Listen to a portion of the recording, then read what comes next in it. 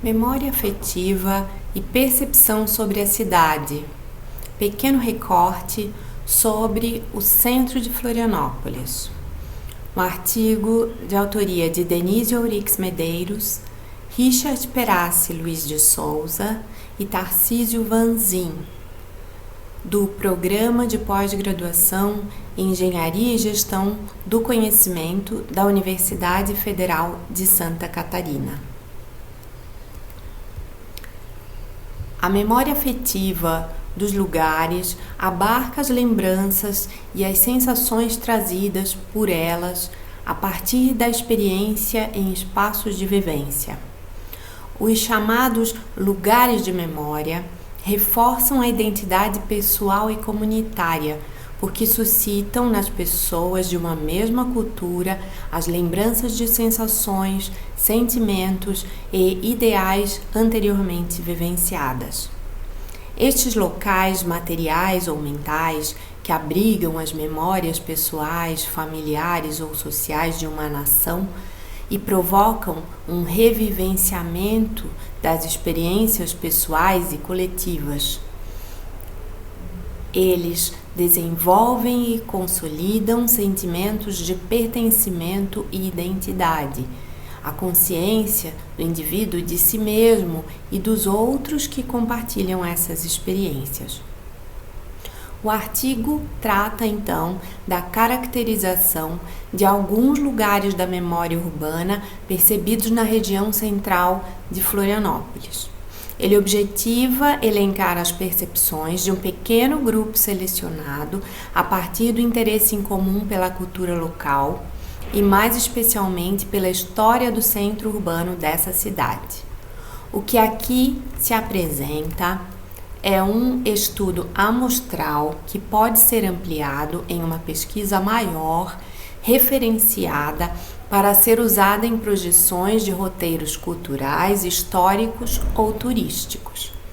Com essa informação, é possível a organização de material de apoio para a disseminação de conhecimentos sobre a memória urbana e a criação de um roteiro da região central de Florianópolis, Santa Catarina, Brasil. O acesso a esse conhecimento e o debate estimulam a participação da comunidade nas discussões e propostas de redefinição do uso social dos bens culturais, o que promove a valorização da história pela população e aumenta sua autoestima e participação no exercício da cidadania. A informação acerca da memória urbana de um território não é uma ferramenta incentivada pelas estratégias das elites dominadoras. Como elemento de suporte à educação patrimonial e disseminador do conhecimento histórico-cultural de Florianópolis, esta pesquisa é de interesse do morador local, dos cidadãos das adjacências que circulam na região central da cidade em suas atividades cotidianas, dos novos habitantes da cidade que chegam nos fluxos migratórios recentes, também ao turista, entre outros interessados. No escopo do trabalho, nós citamos autores como Claval, que diz que o ambiente só tem existência social através da maneira como os grupos humanos o concebem, analisam e percebem suas possibilidades através das técnicas que permitem explorá-lo. A composição dessa identidade de lugar advém da apropriação do espaço, e essa apropriação, por sua vez, é processada como o sentimento de possuir e gestionar um espaço por uso habitual ou por identificação. Um sujeito, ao apropriar-se de um lugar com o tempo, deixa sua marca e, ao transformá-lo, inicia um processo de reapropriação com o ambiente, colocando nele objetos com o qual se identifica. Os processos de apropriação são complexos e se dividem em dois aspectos fundamentais: os comportamentais de ação-transformação e de identidade de lugar simbólica. Identidade do sujeito com espaço, na qual se incluem os processos afetivos cognitivos e interativos. Essa identidade é formada através da memória, e não só a memória do indivíduo, mas também o que lhe é transmitido, a história de seus antepassados ou de outros que viveram antes dele naquele território. O poeta do meio urbano tem uma atitude que influencia a forma de percepção que o observador, artista, tem de seu objeto, a cidade. Nesse aspecto, é interessante observar que o flâneur não é mais uma figura fechada em si. Ele pode aparecer em brechas no tempo em que um cidadão comum permite-se experimentar. Então não há mais divisões entre os passantes apressados, entreguem ao regime severo das divisões do tempo, e os passantes que, em momentos lúdicos, podem viver a experiência dessa vivência flâneur, como uma prerrogativa da pós-modernidade. Há muitas tribos, muitos nichos, e ninguém precisa viver hermeticamente nas escolhas ou imposições da rotina de sua vida diária. Azevedo recupera o pensamento do geógrafo brasileiro Milton Santos, cujas ideias reagiram à crença na relação entre a inteligência do mundo e as qualidades dos homens mais velozes, porque observara que nas cidades predomina o tempo dos homens lentos, que se apartam da correria para pensar, agir e direcionar os eventos. Os homens lentos têm outra maneira de se apropriar da cidade, subvertem o modo permitido e o tempo acelerado a partir das práticas de desvio. A descrição de territórios e de grupos sociais acontece no mundo todo com diversos experimentos, embora nem todos estejam associados à integração na memória urbana de forma explícita. O patrimônio perpassa essas percepções todos os momentos. Todos estes significados, vale salientar, são válidos para a cultura ocidental atual, pois, conforme nos lembra Pimenta, na Alta Idade Média, por exemplo, eram raras as pessoas que se atreviam a sair a sós pelo campo ou pelas aldeias.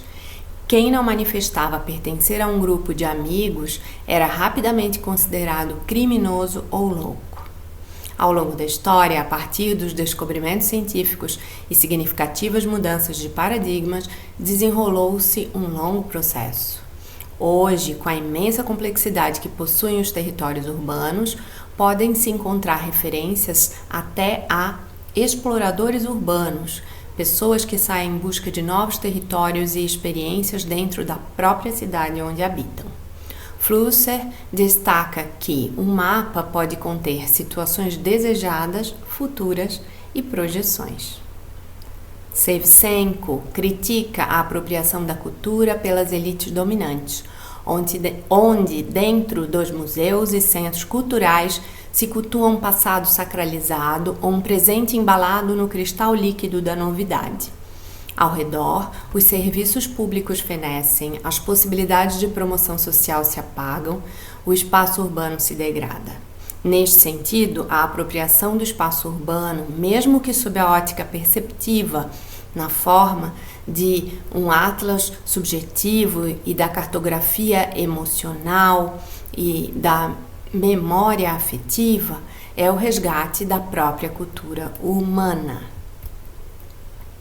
Dentro desse aspecto, o artigo vai tratar então de sujeitos, 4 sujeitos e suas percepções a respeito da área central da cidade de Florianópolis.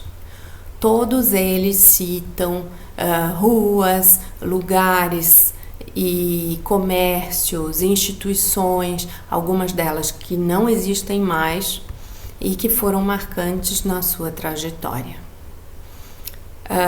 Como uma análise prévia, nós percebemos que as memórias afetivas do grupo pesquisado podem ser classificadas em memórias ao longo do tempo, infância, adolescência, juventude, fase adulta, mas também podem ser